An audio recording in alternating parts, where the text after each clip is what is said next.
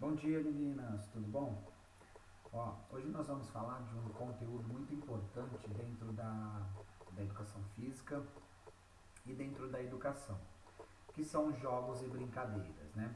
Quando a gente fala de jogos e brincadeiras, vem na nossa cabeça assim a seguinte pergunta, né, ou a dúvida: será que existe diferença entre jogo e brincadeira?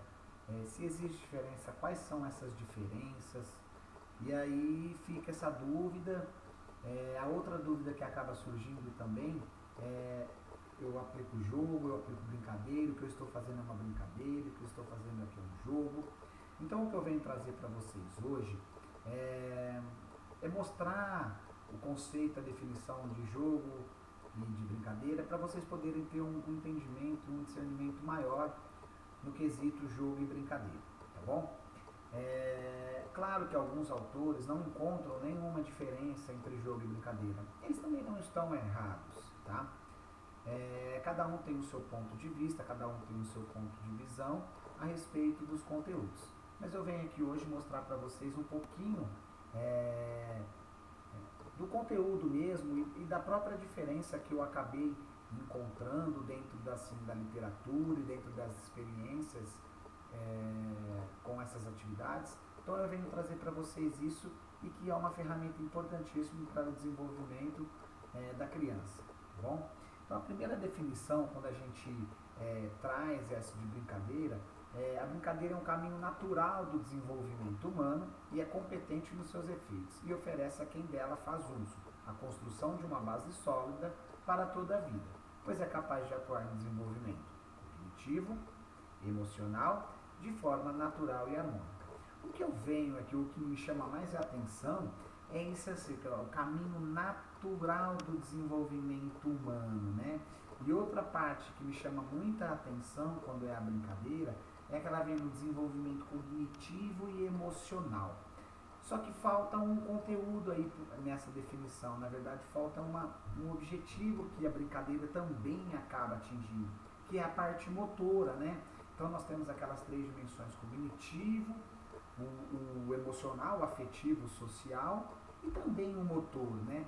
E quando ele traz essa definição de caminho natural do desenvolvimento humano, em que a construção de uma base sólida para toda a vida, e menciona ainda que oferece a quem dela faz o uso, e ainda faz a relação aqui na outra definição que o brincar é intrínseco, o que a gente pode definir e analisar, né? Que a brincadeira ela é um caminho natural. Por que ela é um caminho natural do desenvolvimento humano? Porque o brincar ele é intrínseco, né? O brincar ele vem de dentro para fora, né? E é um processo que ele vai se desenrolando, né? Aos poucos que as crianças vão interagindo, que as crianças vão se relacionando com o ambiente que ela está vivendo ou vivenciando, ela vai se desenvolvendo nesses dois quesitos aqui que eu coloquei mais um, né? Que é o motor cognitivo, afetivo e social e o motor.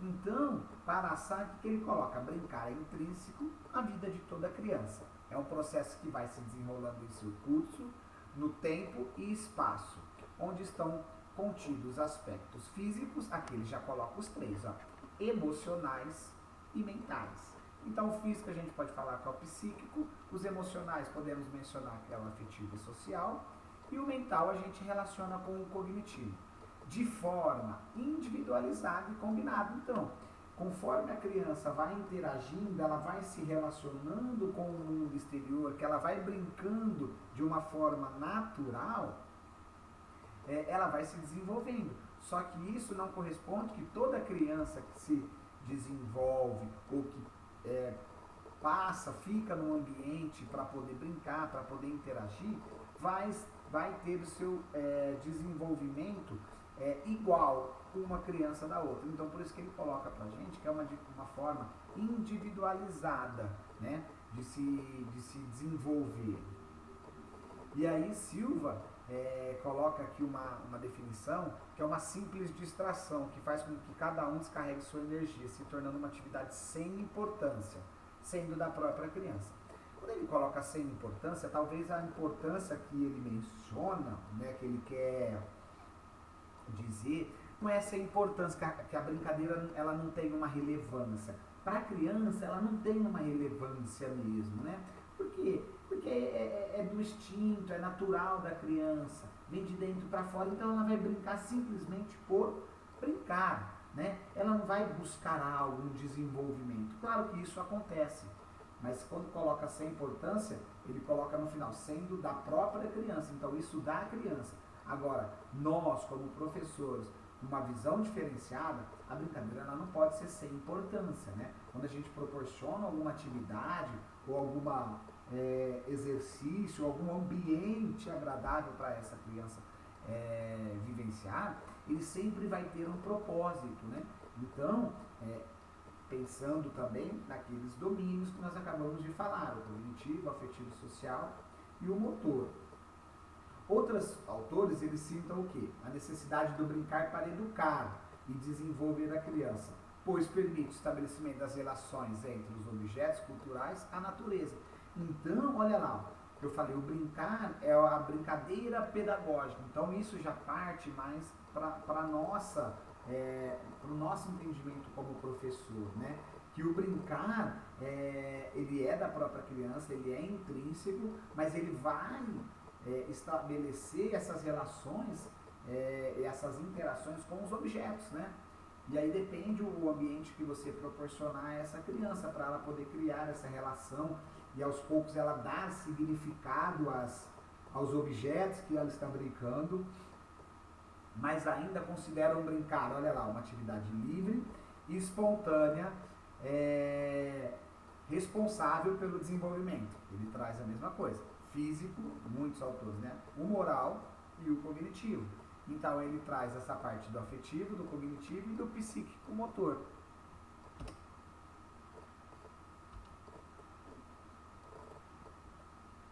Aí nós vamos começar falando do jogo. Então nós entendemos que a brincadeira é uma atividade intrínseca, que tem o seu desenvolvimento natural, que a criança ela vai se desenvolvendo de uma forma individualizada, na qual ela vai criando relações com os objetos da natureza, na qual ela vai criando e desenvolvendo os domínios cognitivo, afetivo e o motor. E isso é a brincadeira de um modo geral. E o jogo? O jogo, por essa definição, a gente já começa a encontrar algumas diferenças dentro desse jogo. Então vamos lá. É uma atividade voluntária, exercida dentro de certos determinados limites de espaço e tempo, segundo regras livremente consentidas, mas absolutamente obrigatórias, acompanhada de um sentimento de tensão e alegria e de uma consciência de ser diferente da vida cotidiana. Então, primeira coisa, ponto que a gente pode perceber, é uma atividade voluntária, ou brincadeira também, né? Mas exercida de dentro de certos e determinados limites, então já tem um item diferente de espaço e tempo. E outro ponto importante, segundo regras, que elas são consentidas, então eu tenho consentimento de todos os participantes, mas não é porque eu tenho consentimento que elas não vão ser obrigatórias, mas absolutamente obrigatórias. Então, acompanhada de um sentimento do quê? De tensão e alegria. De uma consciência de ser diferente. Por quê? Porque quando a gente proporciona um jogo, a gente sai fora do nosso equilíbrio. Todo jogo causa um desequilíbrio. Só que nós, como professores, mediadores daquela situação, a gente tem que fazer o quê? A gente tem que proporcionar o jogo, mas dentro do jogo nós temos que encontrar ou fazer com que a criança encontre esse equilíbrio entre tensão e alegria. Por quê? Porque o jogo já proporciona isso, né? Então, quando a gente fala também, tem aquele ditado, né, quer conhecer uma pessoa, dê poder e dinheiro a ela, na educação física não é diferente. A gente fala, quer conhecer uma pessoa, dê um jogo, né, peça para ela participar de um jogo.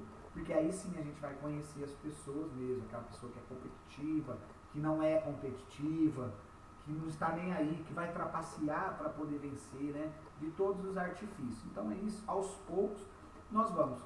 Então o jogo também, ele tem que ser um jogo educativo. Eu não posso simplesmente dar um jogo por jogar. Não, eu sempre tenho que ter um lado pedagógico. Então o jogo ele vai servir para eu poder aumentar o conhecimento desse aluno como uma metodologia de ensino-aprendizagem para ele poder atingir um determinado assunto.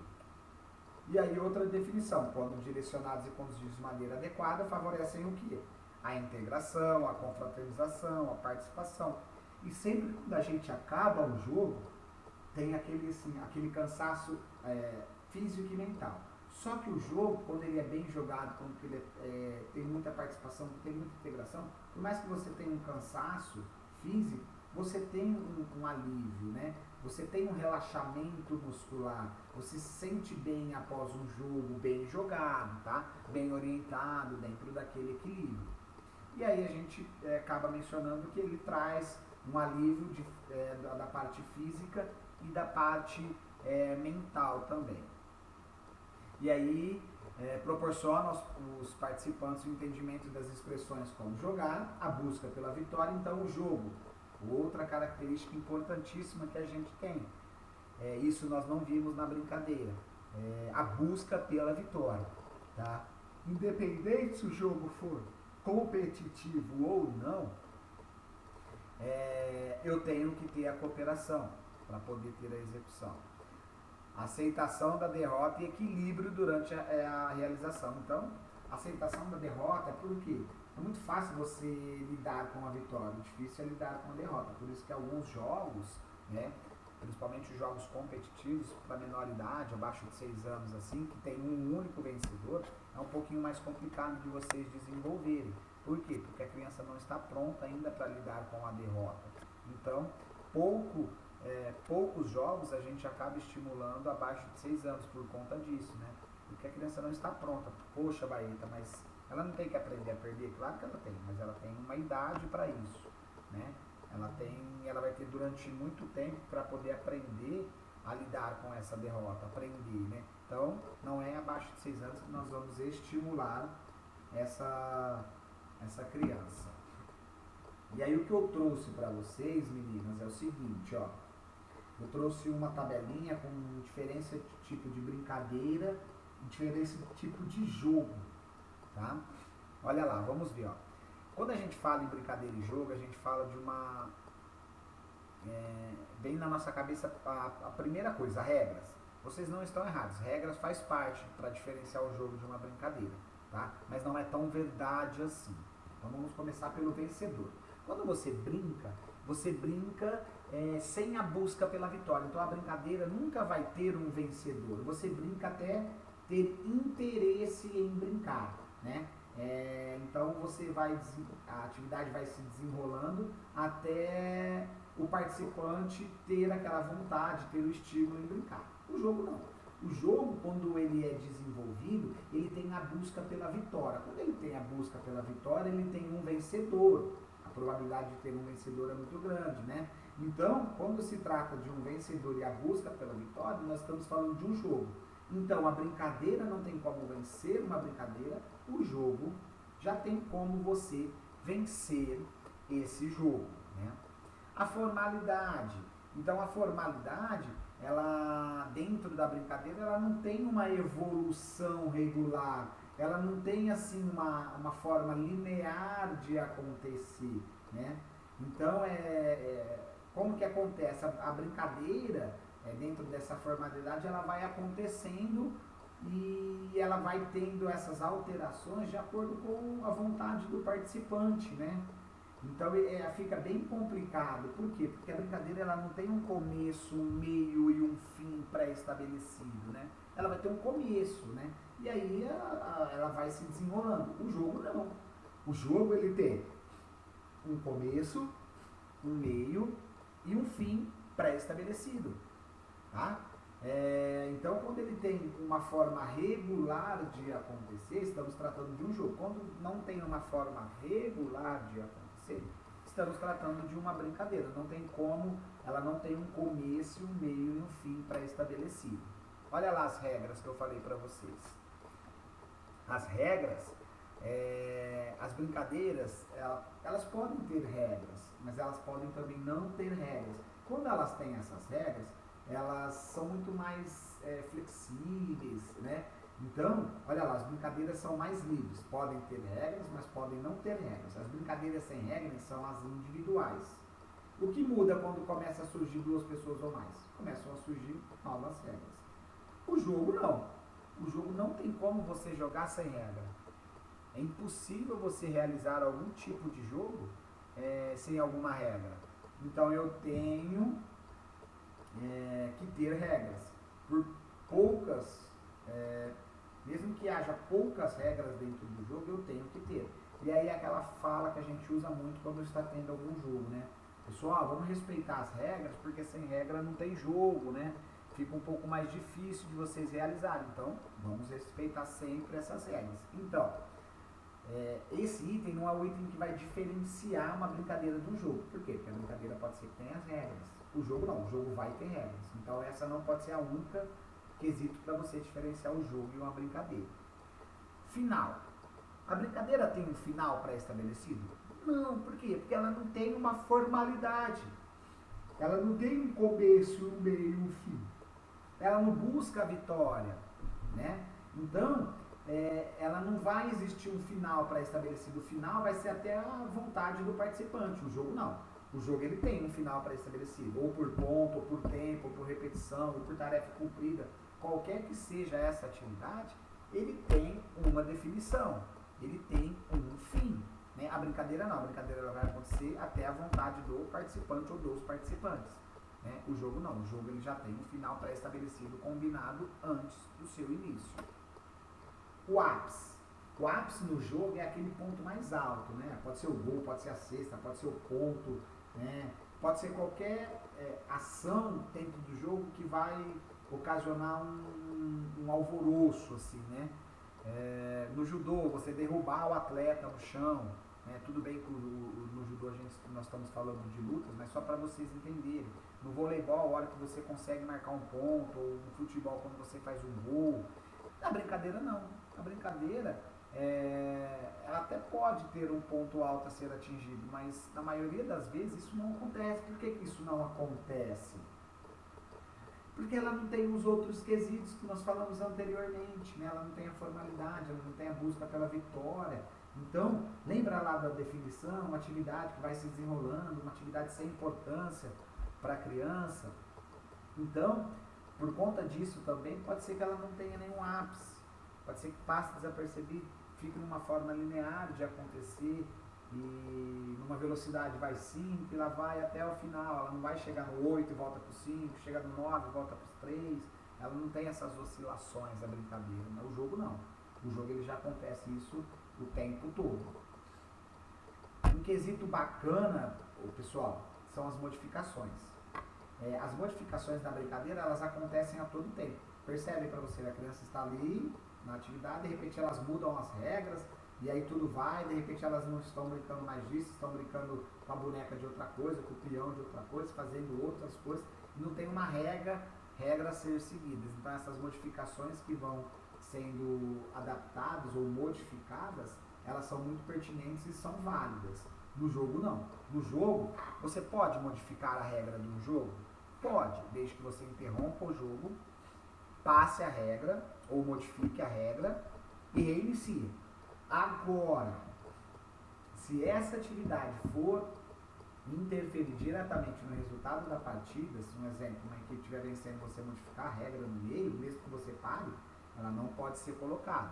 Tá? Você tem que finalizar aquela partida, dar o ponto para a equipe que estava vencendo, e depois colocar a outra regra ou modificar a outra regra. Então, na brincadeira, as modificações não preciso nem falar, elas acontecem naturalmente. No jogo não, no jogo eu posso modificar? Posso. Paro, modifico, reinicio. Agora, se a regra for alterar o resultado da partida, eu não posso modificá-la. Beleza? Consequências. A brincadeira não pode sofrer modificações, pode ser que a brincadeira não tenha ápice, ela não tem um começo, meio e fim, ela não busca vitória. Você tem como prever algo na brincadeira? Tem como você saber o que vai acontecer na brincadeira? Elas são muito mais imprevisíveis, isso é difícil, né? Então, não tem como eu prever nada, não tem como eu analisar nada, fazer um julgamento, nada. O jogo não, o jogo eu tenho. Por quê? Porque ele tem uma formalidade, ele tem um ápice, ele busca, então ele é mais fechadinho, ele é mais redondinho ali dentro daquela caixinha. Então você consegue prever algo que vai acontecer nesse jogo, tá bom? O que eu vou passar para vocês hoje,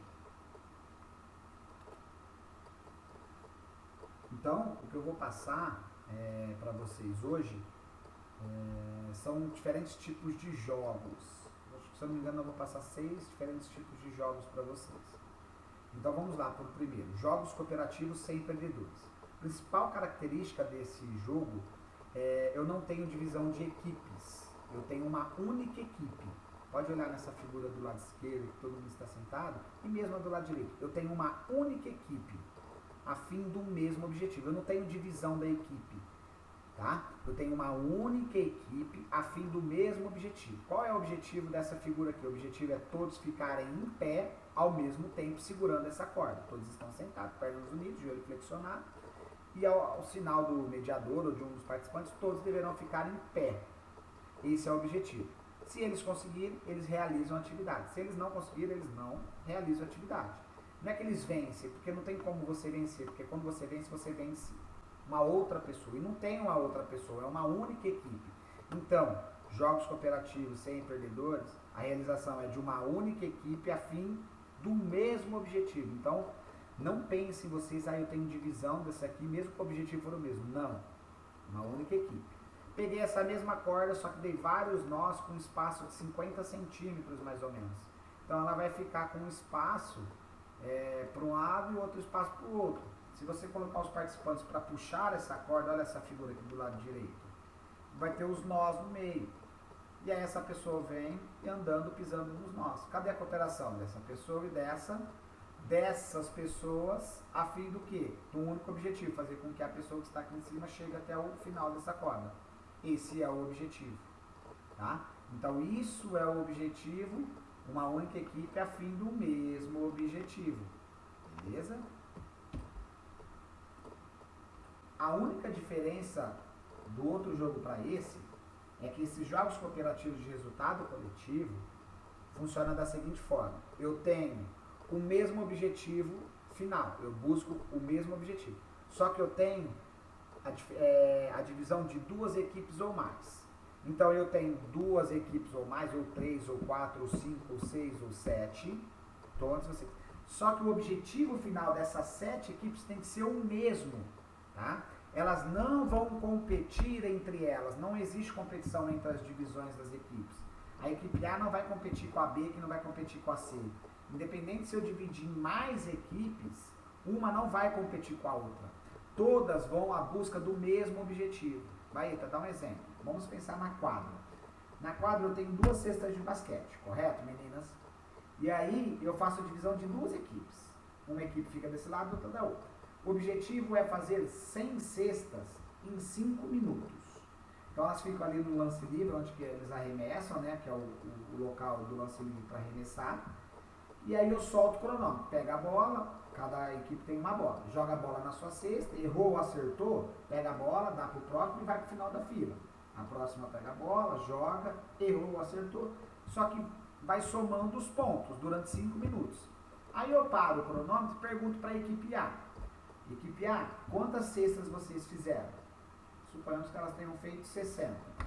Equipe B, quantas cestas vocês fizeram? Ah, nós fizemos 40. Quem venceu, meninas? Tá errado se vocês responderam que quem venceu foi quem fez 60. E teoricamente quem perdeu fez 40. Por que vocês estão errados? Quem pensou nessa hipótese? Porque jogos cooperativos de resultado coletivos, 2 equipes ou mais a fim do mesmo objetivo.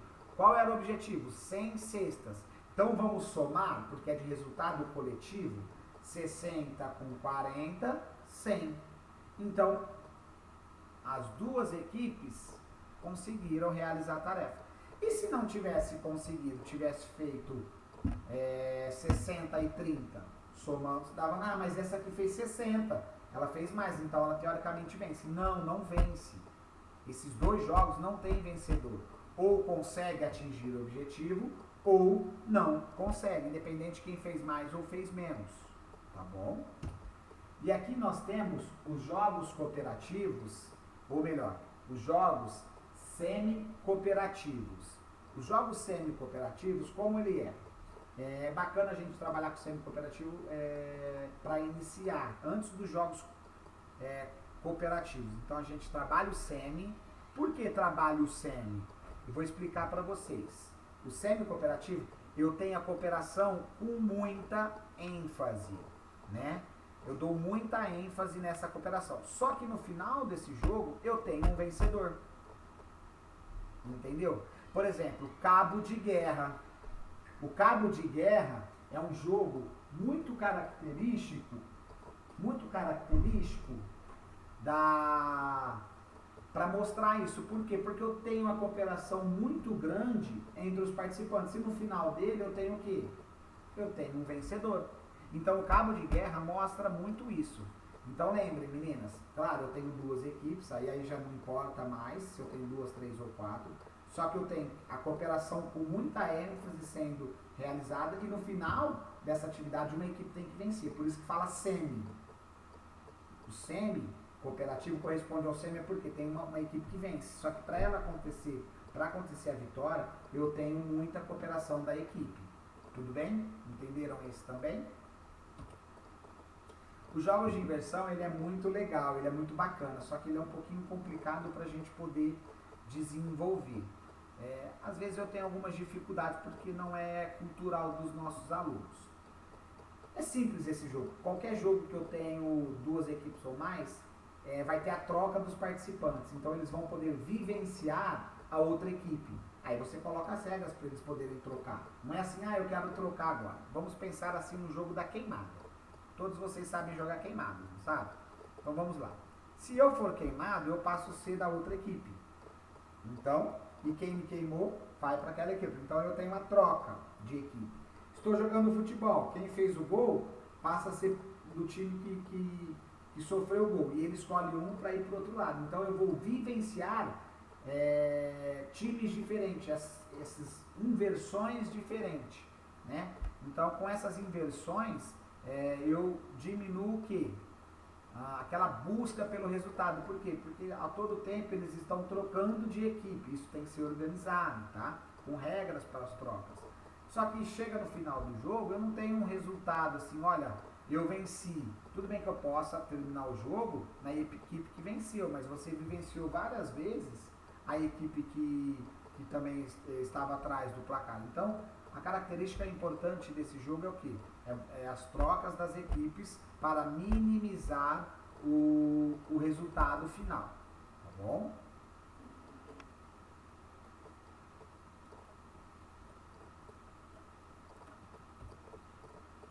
Os jogos pré-desportivos. O que são pré-desportivos? Para vocês entenderem, desporto são jogos regidos por confederação e federação.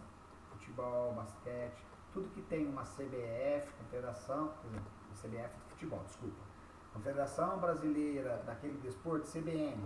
Confederação Brasileira de Natação, CBG. Confederação Brasileira de Ginástica, CBF. Confederação Brasileira ou federações são entidades que vão tomar conta daquele desporto. Isso é considerado um esporte, um desporto, melhor dizendo. E o que é pré? Pré é o que vem antes. Antes do que? Antes do desporto propriamente dito, né? O desporto são aqueles esportes com regras que não são adaptadas, né? E regidos por confederação e federação. O pré-desportivo é o que vem antes do desporto. O que vem antes do desporto? Antes de você jogar dentro das regras estabelecidas, você precisa aprender os fundamentos, tá? Então vamos pensar. Aqui é uma figurinha de o pessoal jogando queimada. Qual é o fundamento que está sendo realizado nesse momento? Ou que é realizado durante todo o tempo da queimada? É o lançar a bola. O lançar a bola se assemelha em qual desporto? Handball, né? A criança ou o atleta vai... O ato de chutar é o ato de lançar a bola, né? Então eu desenvolvo a queimada para poder trabalhar um fundamento que é característico do handball. E isso é um jogo pré-desportivo. Vamos pensar assim, vocês lembram do 3 cortes? Forma aquela rodinha e fica no vôlei? 1, 2, no terceiro corta? Você não realiza os fundamentos do desporto voleibol? Isso, mas você está jogando voleibol propriamente dito com as regras? Não. Você está fazendo o quê? Realizando um jogo pré-desportivo. Por quê? Porque é o que vem antes. O que vem antes? Os fundamentos daquele desporto. Entendeu? Mesma coisa brincar de bobinho, forma aquela roda no futebol, coloca uma pessoa no meio e fica dando toquinho. Essa pessoa do meio não pode pegar. Qual você está realizando? Fundamento do quê? De domínio e passe, né? Mas você está jogando futebol propriamente dito? Não. Você está fazendo os fundamentos. Então isso é um jogo pré-desportivo. Tá bom? Os jogos adaptados, né? Muito característico esses jogos adaptados. Esses jogos adaptados são jogos que a gente modifica a regra, o local, o material para a execução dos participantes. Então, cada vez que a gente modifica essas regras ou o material, para os participantes poderem conseguir realizar, né? Porque talvez os participantes tenham alguma limitação, então a gente acaba adaptando. O que a gente vai adaptar? Principalmente o material e as regras por conta ou da idade ou da limitação desses participantes. Tá? Então talvez aquela faixa etária não consegue jogar propriamente dito em determinado jogo, então você monta, sofre algumas adaptações feitas por você para aquelas crianças poderem jogar. E os jogos populares, né, são jogos construídos, reconstruídos, dentro de uma determinada cultura, tempo e espaço, que são passados de geração para geração, né? E sofrem as suas modificações dependendo o local que ele é desenvolvido, a cultura que ele acaba sendo encontrada, né? Se a gente parar para pensar isso, vocês começarem a analisar aí, pensa aí pelo menos uns 10 jogos populares que vem na cabeça de vocês, tá? E vão vir muitos, tenho certeza. Amarelinha, bugalha, pular corda, elástico, soltar pipa, carrinho de rolemã, boneca de pano, entre outros aí que a gente tem. Tudo bem? Agora eu vou deixar para vocês analisarem esse quadro uns 5 minutinhos. Tá bom? Esse quadro é de Peter Bruegel, ele foi pintado em 1560. Nele consta 250 personagens com 84 atividades sendo realizadas nessa pintura, tá bom? Eu sei que parece um cenário de guerra aí, mas tenta analisar, porque depois também na nossa próxima aula, na nossa segunda-feira que vem, nós vamos também fazer uma atividade em relação a essa imagem aí, tudo bem? Então, analisa aí. Eu sei que as brincadeiras, tenta associar com a sua cultura de brincadeira, tá bom? Por mais que você dê um nome que muitos não conhecem, não tem problema. Tenta associar e fazendo um favor. Vamos analisar esse quadro.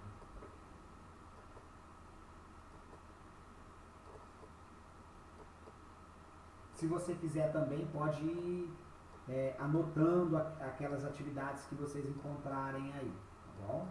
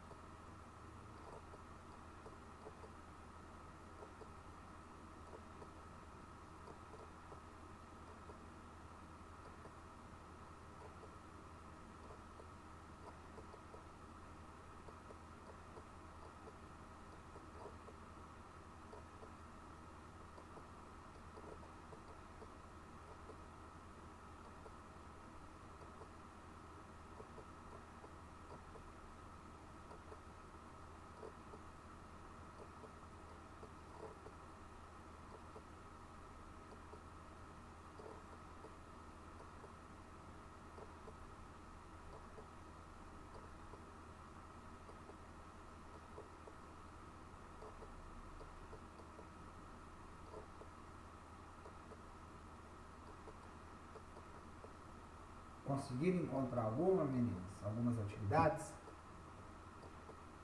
Então, ó, para a gente poder finalizar a nossa aula de hoje, eu sempre finalizo essa aula de jogos e brincadeiras com a seguinte fala, né?